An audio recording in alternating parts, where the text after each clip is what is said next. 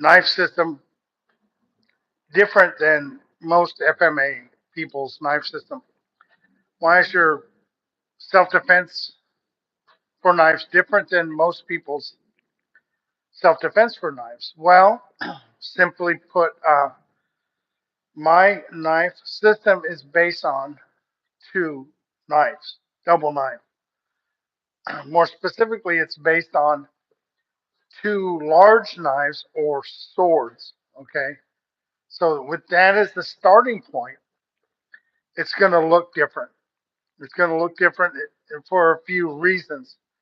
My defense will look different because I'm expecting my opponent already to have two knives. My offense will look different because I'm expecting my opponent to defend against my attack having two large blades.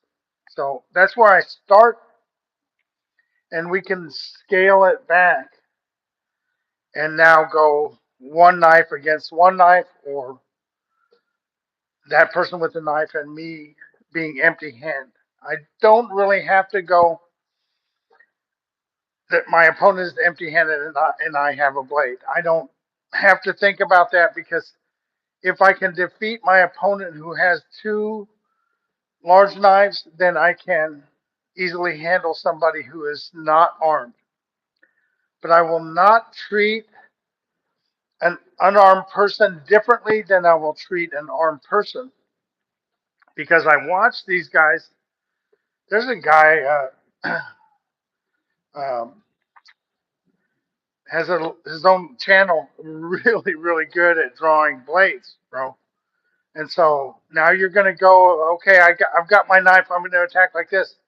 Next thing you know, he's already drawn his blade and has now you're significantly challenged if your event was planned to be my knife against his empty hand position. So if my attack was planned at your empty hand, I'm going to come and do a push stab or a pull stab or a check stab or a slam into the person and stab them. Your day just got real bad because you didn't see the knife and weren't aware of it, and now you're eating that blade because you assume it's an empty hand versus you having a weapon. And this really is something that anytime I'm looking at a knife structure, this is the window I'm seeing this through. You're making an assumption that the person has one knife. You're making the assumption that they don't have a firearm, bro. You're making an assumption that it's empty hands and you have the knife. So now a lot of this comes in because maybe you live in an area where people don't carry bladed weapons and or they don't carry a firearm. But I'm going to tell you, criminals, they carry weapons that are illegal. That's why they're criminals.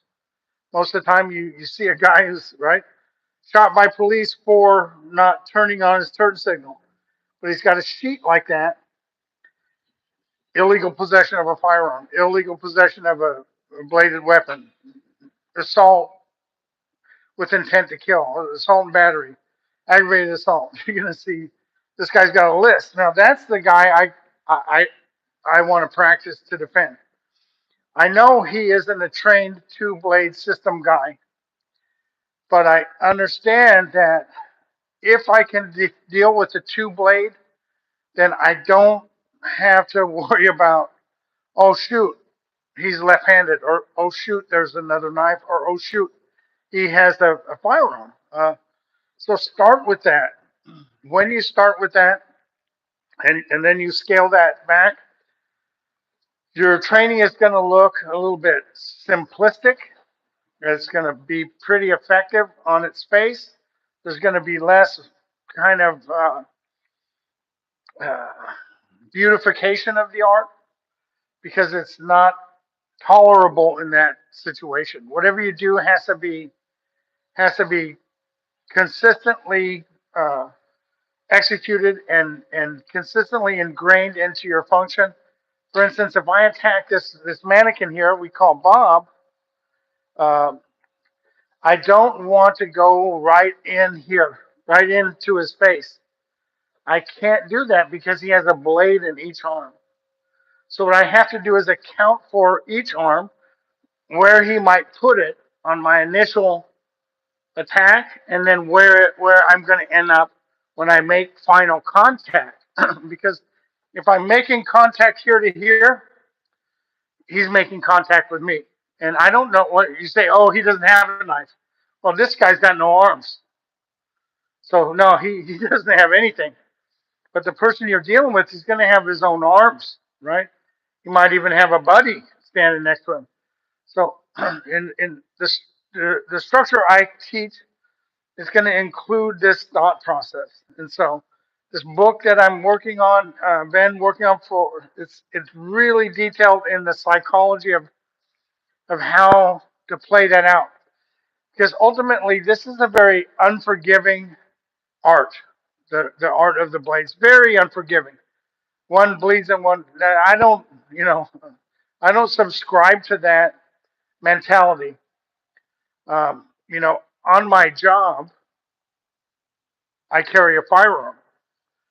It is in an open carry holster, and I have to approach people we call danger close. So how I present myself and how I carry myself has to take into account this guy could have a weapon with either hand. He could draw it quickly, put it into play. Criminals practice, so why don't you? Now, I understand. Even if have my firearm and I begin firing, he can walk through those bullets and get me if they're not well placed. Now I've seen this. It's ugly, bro. He's got a gun. He's got a baton. He's got pepper spray. He's got a vest on. And he's dead. That guy had no training, just a kitchen knife he got. So what are you teaching? You gonna teach me that? Or that my life depends on it? What are you doing, bro? That's all I got today.